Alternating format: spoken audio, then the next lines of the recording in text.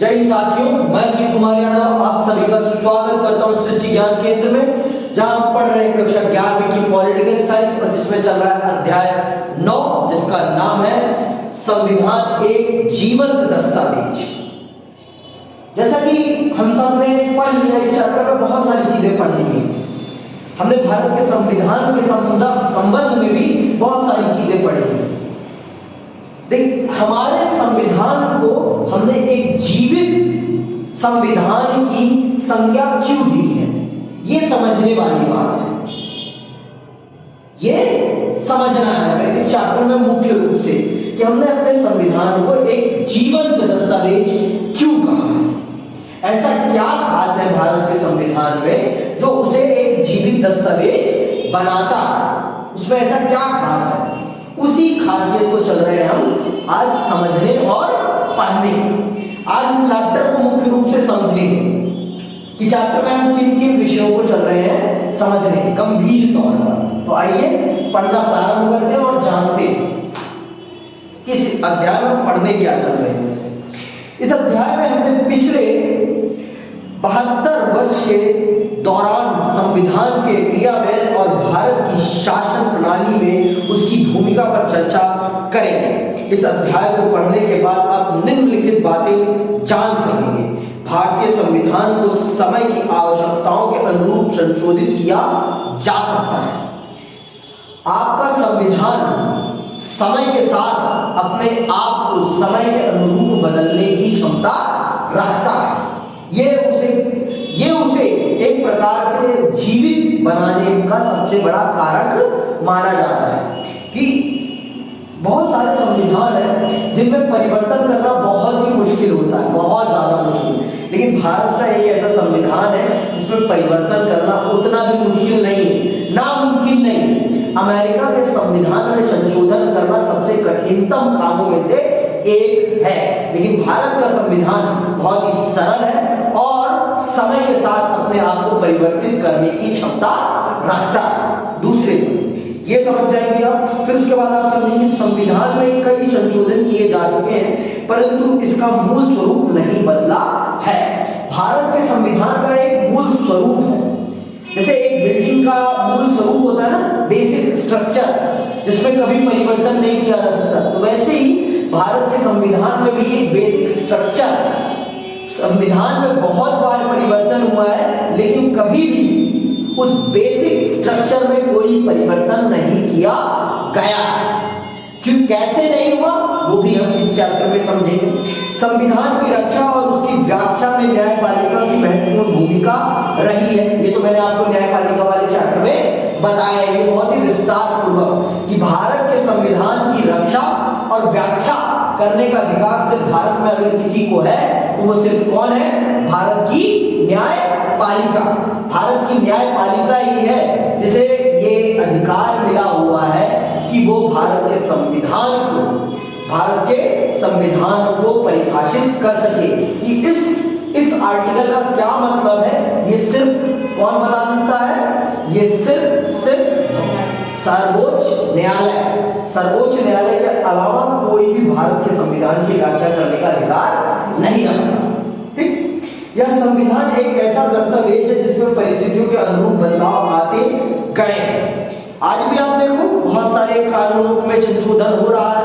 पहले हम बहुत सारे संशोधनों में बहुत सारे आर्टिकल्स में संशोधन कर रही है और उन्हें समय के अनुरूप बना रही है। अभी 3 क्रिमिनल कानून आए भारत में, 3 नए क्रिमिनल कानून आए भारत में। ये तभी संभव हो पाया है जब भारत के संविधान में इस चीज का प्रावधान है।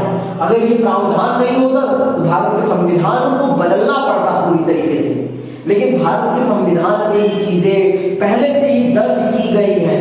अब ये आप देखिए कि जिन लोगों ने भारत के संविधान को बनाया है उनकी कितनी दूरदर्शिता थी कि उन्होंने इतना लंबा सोच लिया और उन्होंने बहुत ही बारीकी से इन कामों को अंजाम दिया, बहुत ही बारीकी से इन कामों को अंजाम दिया, जिससे कि भारत का संविधान एक असीम भारत को बनाने में अपनी बहुत बड़ी भूमिका निभा रहा है। आइए समझते हैं पहले विषय को। पहला विषय है, क्या संविधान अपरिवर्तनीय होते हैं? जी नहीं, अपरिवर्तनीय कुछ नहीं है इस दुनिया में। समय के साथ जो अपने आप को परिवर्तित नहीं करेगा वो इस धरा में लीन हो जाएगा, विलीन हो जाएगा, विलुप्त हो जाएगा। डायनासोर के विलुप्त होने का सबसे बड़ा कारण ही यही है कि उसने अपने आप को समय के साथ परिवर्तित नहीं किया। अगर उसने अपने आप को समय के साथ परिवर्तित किया होता तो हो सकता आज वो इस धरती पे होता, और जिसने अपने आप को समय के साथ परिवर्तित किया आज वो है इस दुनिया में, आज वो है इस दुनिया में, और जिसने नहीं किया ये इस दुनिया से ही वो गायब हो गया। तो अगर भारत के संविधान में भी ये संभावना नहीं होती तो हो सकता था कि भारत का संविधान खंडित हो चुका होता, टूट चुका होता, और फिर से हम भारत के संविधान की संरचना करते। लेकिन भारत के संविधान में इस चीज का विकल्प है कि अगर आपको लगता है कि मुझ में परिवर्तन होना चाहिए तो आप मुझ में परिवर्तन कर सकते हैं। इस चीज की संभावना मौजूद है।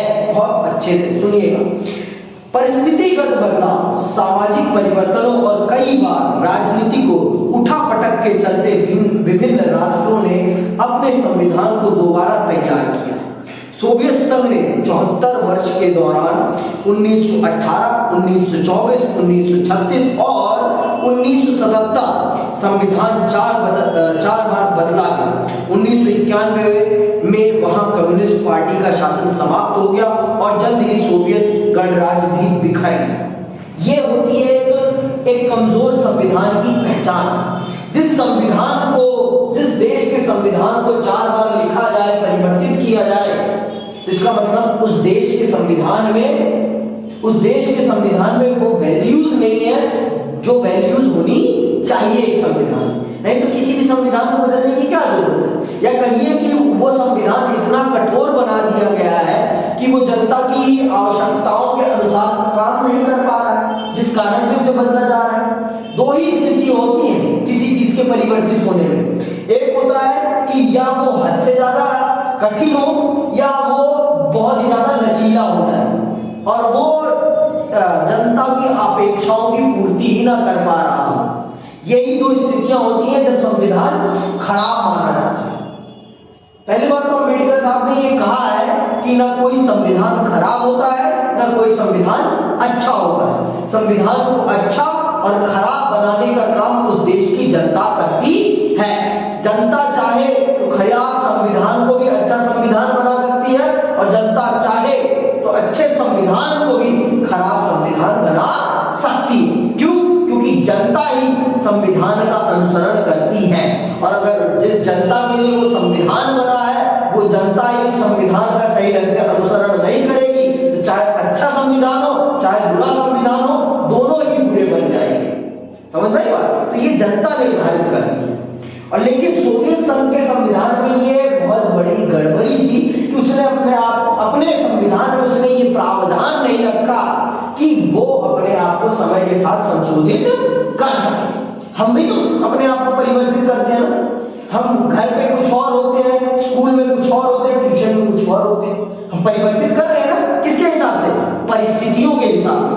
अगर हम परिस्थितियों के, अब आप घर में जो कपड़े पहन रही हो वो स्कूल तो पहन के नहीं जा सकते ना, और ना ही जो स्कूल में पहन रहे हैं आप वो ट्यूशन में पहन के नहीं जा सकते। कि संभव है? तो इसका मतलब हम परिस्थितियों के हिसाब से अपने आप को परिवर्तित कर रहे हैं। और अगर हम परिवर्तित नहीं करेंगे तो हमारी एक्सेप्टेंस खत्म हो जाएगी। आप स्कूल में घर के कपड़े पहन के जाओगे तो आपको बाहर कर दिया जाएगा, और अगर आप घर के कपड़े पहन के ट्यूशन या कहीं और भी जाओगे तो लोग आपको एक अलग दृष्टि से देखेंगे जो कि आपको अच्छी नहीं लगेगी। आप अपने आप को भेदभावपूर्ण वाले व्यवहार से पीड़ित समझेंगे। तो ये सारी चीजें, तो यही चीज संविधान पे भी लागू होती है। अगर संविधान अपने आप को समय के अनुसार नहीं बदलता तो वो खंडित हो जाएगा। भारत का हिंदू धर्म आज इतने लंबे समय से जीवित है। दुनिया में बहुत से धर्म आए लेकिन समाप्त हो गए, लेकिन अगर सनातन जीवित है, सनातन भारतीय संस्कृति का प्रतीक बना हुआ है, उससे इसीलिए बना हुआ है क्योंकि उसने अपने आप को समय के साथ परिवर्तित किया है। उसने समय के साथ अपनी कुरीतियों को गायब किया है और अपने आप को आगे बढ़ाया है। हमारे देश में हमारे धर्म में एक कुड़ी की सती प्रथा थी और हमने उस प्रथा को समाप्त किया।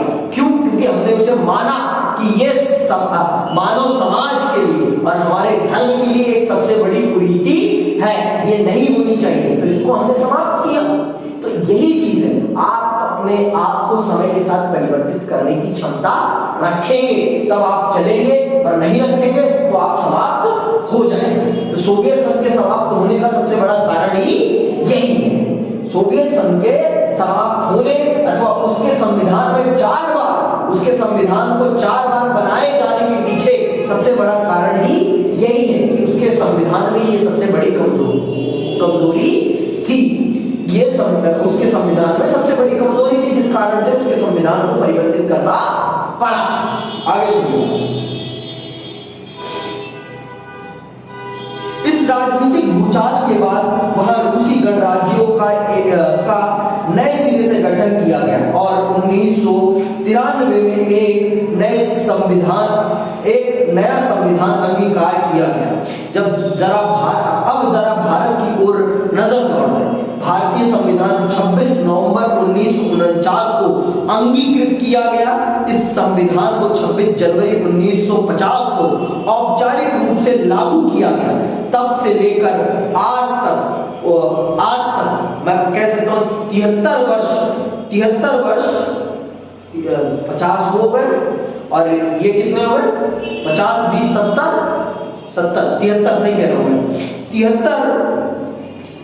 73 वर्ष हो चुके हैं और यह संविधान लगातार काम कर रहा है। हमारे देश की सरकार इसी संविधान के अनुसार काम करती है। तो देखिए, आप भारत के संविधान को निर्मित करने वाले लोगों की आप दूरदर्शिता देखिए। उन्होंने कितना बेहतरीन संविधान बनाया कि आज वो 73 साल बाद भी उतना ही वर्थ इट है जितना कि वो 73 साल पहले था। तो ये भारत के उन नेताओं की दूरदर्शिता को देखिए आप, और आज के नेताओं की दूरदर्शिता देखिए आप। बहुत सी ऐसी चीजें बना देते हैं जो 20 साल भी नहीं चल पाती, और 20 साल बाद उन्हें परिवर्तित करना पड़ जाता है। तो ये बताता है कि आज के समाज में दूरदर्शिता की बहुत ज्यादा कमी है, और ये बता रहा है कि हमारे संसद में शिक्षा की कमी है।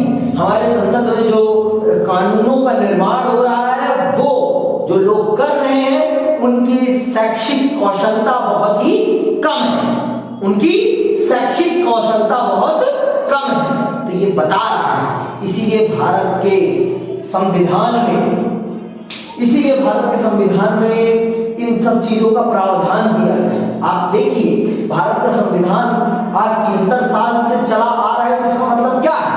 इसका मतलब है कि भारत के संविधान में इस चीज का प्रावधान किया गया है कि वो अपने आप को समय के साथ परिवर्तित कर सके, और जो प्रावधान समय के साथ यूजलेस होते जाए, उन प्रावधानों को हटाया जा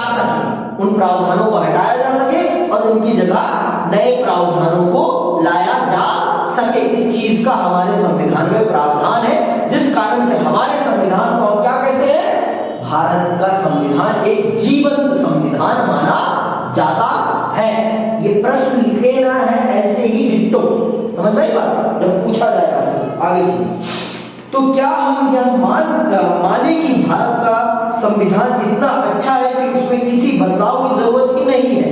जी नहीं, मैंने ऐसा नहीं कहा कि भारत के संविधान में कोई बदलाव की जरूरत नहीं है। जरूरत है। भारत के संविधान ने अपने आप को समय के साथ परिवर्तित किया है।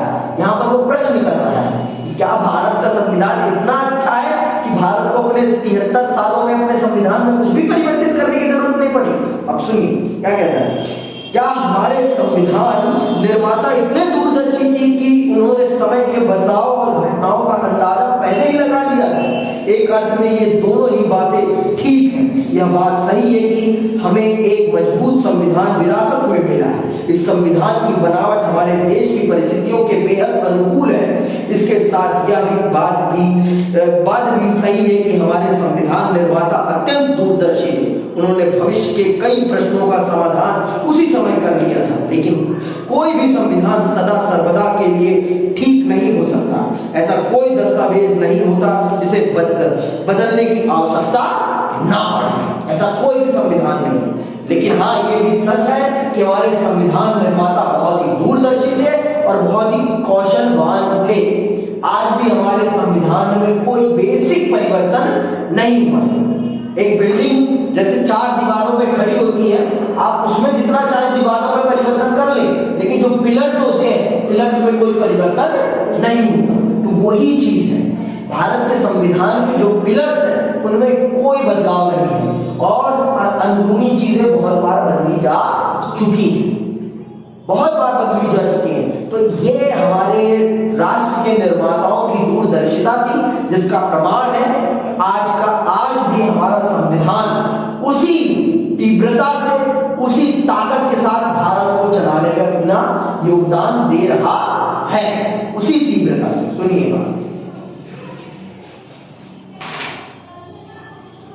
तब एक ही संविधान आखिर हमारे यहाँ इतने दिनों से कैसे काम करता रह सकता है? इस प्रश्न का एक उत्तर तो यह है कि हमारे संविधान में इस बात को अंडरलाइन करूं, इस प्रश्न का एक उत्तर तो यह है कि हमारे संविधान में इस बात को स्वीकार करके चला गया है कि समय की जरूरत को देखते हुए इसके अनुकूल संविधान में संशोधन किए जा सकते हैं। तो हमारे संविधान निर्माताओं ने इस बात को ध्यान में रखा है और उन्होंने इस चीज को संविधान में लिखा है कि संविधान में समय के साथ परिवर्तन किए जा सकते हैं।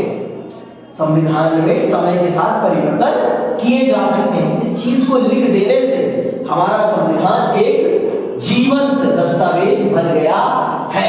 इसीलिए जीवंत दस्तावेज है। क्यों? क्योंकि वो अपने आप को समय के साथ परिवर्तित करने की क्षमता रखता है। यही चीज उसे जीवंत दस्तावेज बनाती है। यही चीज, इसी चीज ने भारत के संविधान को जीवंत संविधान बना दिया है। समझ में आई बात? आगे सुनिए।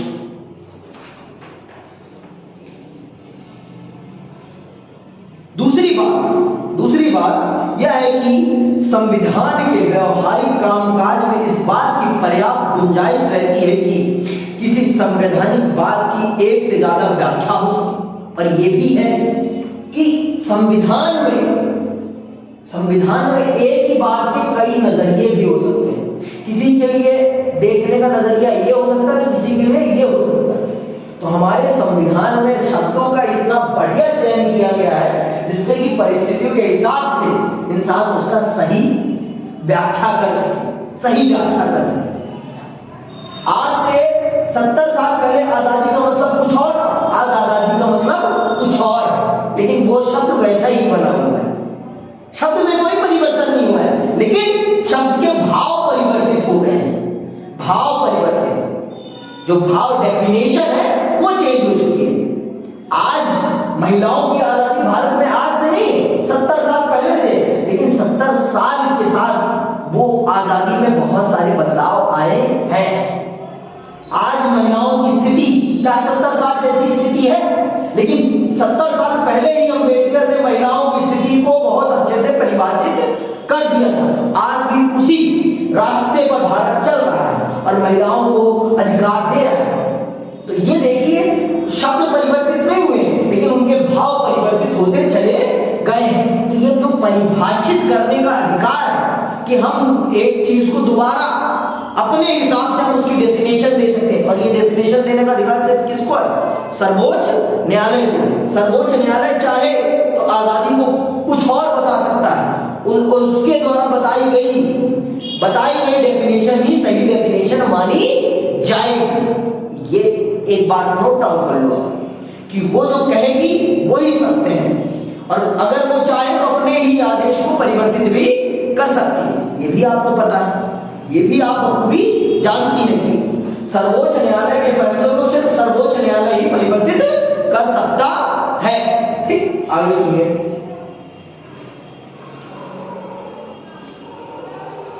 कहने का मतलब यह है कि हमारा संविधान लचीला है।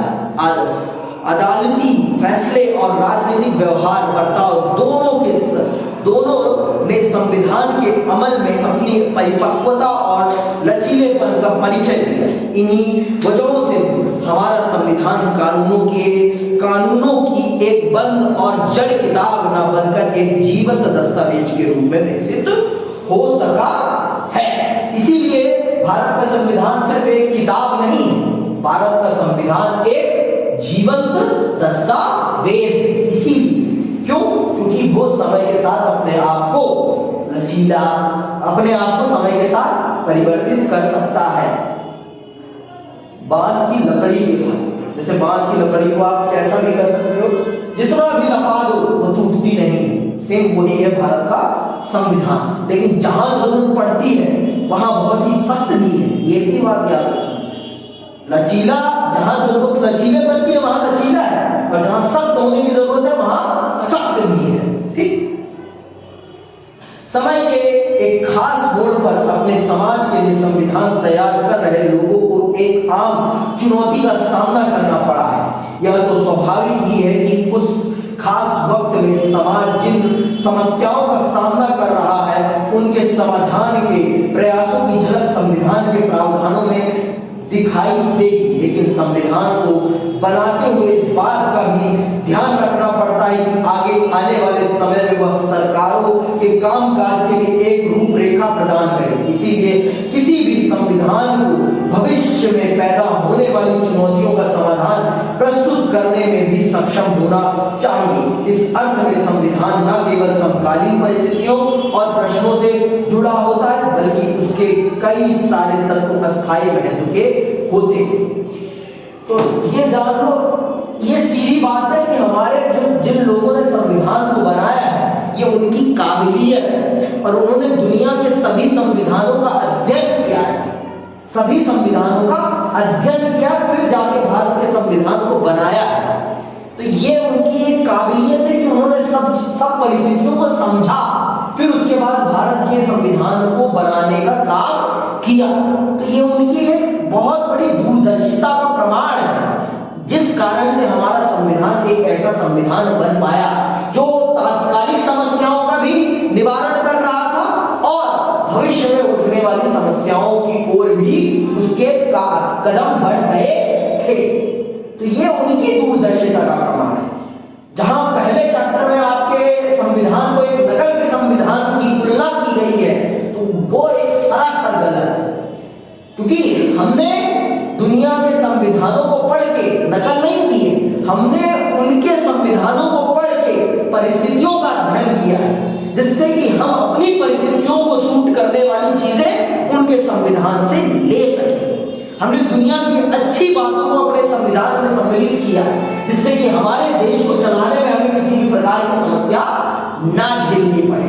इस चीज को ध्यान में रखते हुए हमारे संविधान का निर्माण हुआ है, इस चीज को ध्यान में रखते हुए, और ये बात समझने वाली है सबसे ज्यादा समझने वाली बात यही है कि हमें अपने संविधान पर भरोसा करना सीखना पड़ेगा, और जब तक हम भरोसा नहीं करेंगे अपने संविधान पर तब तक हम आगे नहीं बढ़ पाएंगे। ये बात भी सत्य है, समझ में आई बात? आगे सुनो। लेकिन इसी के साथ संविधान कोई जड़ और अपरिवर्तनीय दस्तावेज भी नहीं होता। संविधान की रचना मनुष्य ही करते हैं, और इस नाते उसमें हमेशा संशोधन, बदलाव और पुनर्विचार की गुंजाइश रहती है। संविधान समाज की इच्छाओं और आकांक्षाओं, अंडरलाइन कर लो, संविधान समाज की इच्छाओं और आकांक्षाओं का प्रतिबिंब होता है। लेकिन इस संविधान में हमें यह बात भी याद रखनी चाहिए कि संविधान समाज को लोकतांत्रिक ढंग से चलाने का एक ढांचा भी होता है। इस दृष्टि से संविधान एक ऐसा उपकरण होता है जिसे समाज खुद अपने लिए करता है। पहले अध्याय में ही हमने इस बात को समझ लिया है कि अगर संविधान में जनता की मुद्दों की बात नहीं होगी तो जनता उसका आदर नहीं करेगी। जनता उस पर विश्वास और आदर तभी करेगी जब संविधान उसे अपने माध्यम से कुछ उपलब्ध कराए। इस बात को हमने पहले अध्याय में बहुत विस्तार पूर्वक समझ लिया। तो भारत का संविधान इन दोनों चीजों को करता है। भारत का संविधान अपनी जनता को भी अधिकार दिला रहा है, और भारत का संविधान भारत को एक लोकतांत्रिक रास्ते पर रखने का भी संकल्प रखता है। और भारत का संविधान ये भी अपने अंदर प्रावधान रखता है कि समय के अनुरूप अपने आप को परिवर्तित कर सके। इस चीज के कारण भारत का संविधान दुनिया के सर्वोच्च संविधानों में से एक संविधान माना जाता है। क्यों? क्योंकि भारत का संविधान अपने आप को समय के अनुरूप, परिस्थिति के अनुरूप, जनता की आवश्यकताओं के अनुरूप बदलने की क्षमता रखता है। यही बदलने की क्षमता ही भारत के संविधान को सर्वश्रेष्ठ संविधानों में और जीवंत दस्तावेज बनाता है। तो मैंने आपको पहले बता दिया कि भारत के संविधान को जिन लोगों ने बनाया है वो लोग बहुत ही ज्यादा कुशलवान थे और बहुत ही ज्यादा शिक्षित थे और बहुत ही ज्यादा विचारशील थे, बहुत ही ज्यादा विचारशील। और हमें अम्बेडकर का कृतज्ञ होना चाहिए कि उन्होंने भारत को एक ऐसे संविधान की रूपरेखा प्रदान करी जिसने भारत को 73 सालों में बेरोक टोक आगे बढ़ाया है, बेरोक टोक। तो हमें उनका कृतज्ञ होना चाहिए कि उनकी दूरदर्शिता ने एक इतना बेहतरीन संविधान दिया है और उनके दिशा निर्देश में इस संविधान को जब बनाया गया तो उनमें उन प्रावधानों को ज्यादा महत्व दिया गया जो समय के अनुरूप इस संविधान को परिवर्तित करने की क्षमता प्रदान करती है। समझ में आई बात? आगे सुनो, आगे बढ़ोगे। संविधान की यह दोहरी भूमिका संविधान की हैसियत को लेकर कुछ मुश्किल सवाल खड़े करती है। क्या संविधान इतना पवित्र दस्तावेज होता है कि उसमें कोई बदलाव किया ही नहीं जा सकता? जी नहीं, हमारे संविधान में ऐसा कुछ नहीं। हमारा संविधान समय के अनुसार परिवर्तित होने की क्षमता रखता है और उसने ये प्रावधान अपने आप में किया हुआ है। और मैंने आपको पहले बता दिया कि अगर आप समय के साथ परिवर्तित होने की क्षमता नहीं रखेंगे तो आप आउटडेटेड हो जाएंगे और आपको लोग बाहर फेंक देंगे।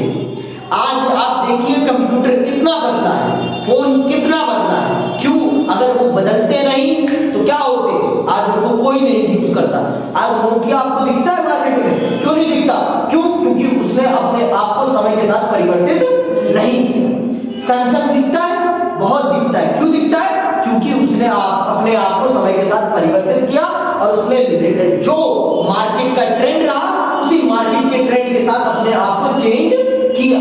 इसीलिए वो आज इस मोबाइल मार्केट में एक बड़े प्लेयर के रूप में एस्टैब्लिश है। समझ में आई बात? यही चीज है, यही भारत के संविधान में है। इसीलिए भारत के संविधान को दोबारा पाकिस्तान की तरह हमें दोबारा 10 बार 20 बार नहीं बनाना पड़ा, क्योंकि भारत के संविधान में इस चीज की गुंजाइश दे दी गई है कि अगर आपको लगता है कि समय के साथ ये संविधान पुराना हो रहा है, इसमें चीजें बदलने की जरूरत है, तो आप बदल सकते हैं। लेकिन भारत के संविधान की जो मूल संरचना है उसमें आप किसी भी प्रकार की फेरबदली नहीं कर सकते। आपके संविधान को बदलने के 3 श्रेणियां बांट दी गई हैं, इसलिए कि 3 श्रेणियां, इन 3 श्रेणियों में आप संविधान में परिवर्तन करेंगे और इन तीनों श्रेणियों के लिए 3 तरीके बताए गए हैं। उन्हीं 3 तरीकों को फॉलो करके आप भारत के संविधान को परिवर्तित कर सकते हैं। जिन चीजों को लगता है कि इन चीजों को बदला नहीं जाना चाहिए, उन चीजों को बदलने का तरीका भारत के संविधान निर्माताओं ने सबसे कठिन बनाया, सबसे कठिन बनाया, सबसे मुश्किल परिस्थिति उन्हें भी बदलने की जो प्रक्रिया है वो दी गई है, लेकिन वो कठिन है। वो प्रक्रिया जब आप पूरी कर लोगे तब आप भारत की मूल ढांचे में परिवर्तन कर सकते हो, और जब तक वो पूरी नहीं होगी तब तक आप मूल ढांचे में कोई परिवर्तन नहीं कर सकते। तो देखिए आप कि भारत के संविधान निर्माताओं ने कितनी दूरदर्शिता दिखाई। भारत का संविधान कोई गीता नहीं है कि उसमें कुछ भी नहीं बदला जा सकता, लेकिन भारत का संविधान भारत का गौरव जरूर है, गौरव जरूर है। समझ में आएगा? दूसरी तरफ देखें तो यह पूछा जा सकता है कि क्या यह एक इतना आम फाहम मसला है कि उसमें सामान्य कानून की तरह जब चाहे बदलाव किए जा सकते? जी ऐसा भी नहीं कि जब चाहे उठाया बदल दिया, ये भी संभव नहीं है। उसके लिए कुछ रास्ते बताए गए हैं, उन्हीं रास्तों पर चल के आप भारत के संविधान में संशोधन कर सकते हैं, उससे पहले कुछ भी नहीं कर सकते। भारतीय संविधान के निर्माताओं को इस समस्या का आभास, इसीलिए उन्होंने संविधान में एक संतुलन पैदा करने की कोशिश की है। उन्होंने संविधान को सामान्य कानून से ऊंचा दर्जा दिया ताकि आने वाली पीढ़ियां उसे सम्मान की दृष्टि से देखें। साथ ही संविधान बनाते समय उन्होंने इस बात का भी ख्याल रखा कि भविष्य में इस दस्तावेज में संशोधन की आवश्यकता पड़ सकती है। संविधान निर्माण की प्रक्रिया के दौरान भी वे इस बात को लेकर सचेत थे कि किसी मुद्दे पर लोगों की राय अलग अलग हो सकती है। वे जानते थे कि जब समाज किसी मत विशेष की ओर ज्यादा आकृष्ट होगा तब संविधान के प्रावधानों में संशोधन की आवश्यकता महसूस की जाएगी। इसीलिए संविधान बनाते समय दोनों बातों का ध्यान रखा गया, यानी उसे पवित्र दस्तावेज मानने के साथ साथ इतना लचीला भी बनाया गया कि उसमें समय की आवश्यकता के अनुरूप यथोचित बदलाव किए जा सके। दूसरे शब्दों में हमारा संविधान कोई जड़ और अपरिवर्तनीय दस्तावेज नहीं, इसमें किसी स्थिति के बारे में अंतिम निर्णय देने से बचा गया है। यह कोई अपरिवर्तनीय चीज नहीं है। भारत का संविधान ऐसा नहीं है कि उसे बदला नहीं जा सकता, लेकिन बदलने की एक प्रक्रिया है। उस प्रक्रिया का पालन करके ही भारत के संविधान को बदला जा सकता है। भारत का संविधान कोई मामूली कानून नहीं है जिसे जब चाह बदल दिया। इसको बदलने की एक प्रक्रिया है और उस प्रक्रिया का पालन करे बगैर आप भारत के संविधान में कुछ भी बदल नहीं सकते। एक पवित्र भी है ये अपने आप में और ये लचीला भी है अपने आप में। ये समय के साथ अपने आप को परिवर्तित करने की क्षमता रखता है।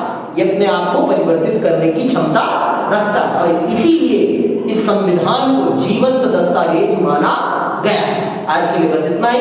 जय हिंद, जय भारत।